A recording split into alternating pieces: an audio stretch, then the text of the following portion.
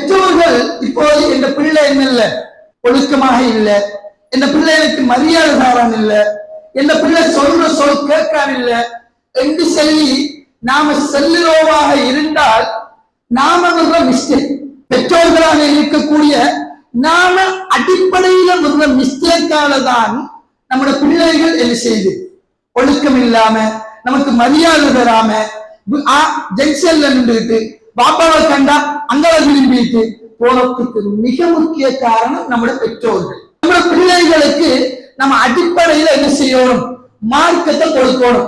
ஆனா நம்ம பெற்றோர்கள் என்ன செய்யறாங்க, ஒரு பிள்ளை ரசூலுல்லாஹி ஸல்லல்லாஹு அலைஹி வஸல்லம் அவர்கள் கூறினார்கள், குல்லு மௌலதின் யூலது அலல் ஃபித்ரா, ஒரு பிள்ளை பிறக்கும் போது இஸ்லாத்திலேயே பிறக்கின்றது. அந்த பிள்ளை ஒரு நல்லவராவதும் கெட்டவராவதும் கபர் வணங்கியாவதும் யூதராவதும் அந்த பெற்றோர வளர்ப்புல இருக்கு என்று கூறினார்கள்.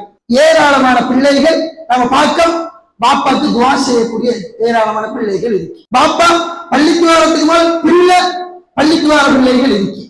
ஆனால் ஏராளமான பெற்றோர்கள் என்ன செய்யல, இத மற்ற கண்டவுள்ள செய்யவில்லை என்று சொல்லி சொன்னால் நாம் என்ன செய்யணும், சின்ன பிள்ளையில இருந்து அந்த பிள்ளைக்கு என்ன செய்யணும், மார்க்கத்தை கொடுத்து வளர்க்கணும்.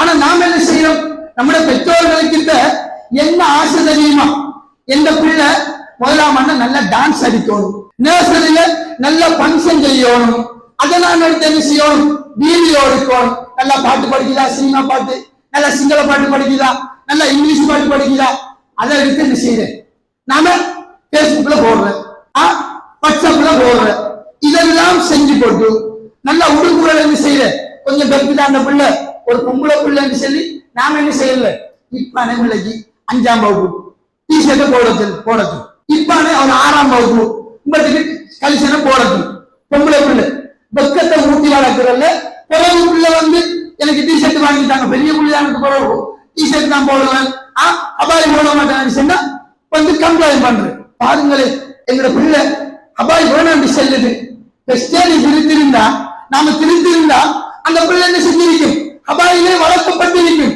அது அல்லாம பிள்ளைகளை நம்ம செஞ்சு போட்டு வந்து பின்னால என்ன செய்யற பிள்ளைகள்ல அந்த அந்த கூட்டத்தை போடுறோம். இது பெற்றோர்கள் செய்யக்கூடிய ஒரு அமானித மோசடி. அல்லாஹ் எங்களுக்கு பிள்ளைகளை வழங்கி இருக்கிறான் என்று சொன்னால் அது எங்களுக்கு வழங்கப்பட்ட ஒரு அமானிதம். அந்த அமானிதத்தை பாதுகாத்து அல்லாஹ்விடம் நாளைக்கு மறுமையில வகை செல்லக்கூடிய ஆட்களாக இருக்கும்.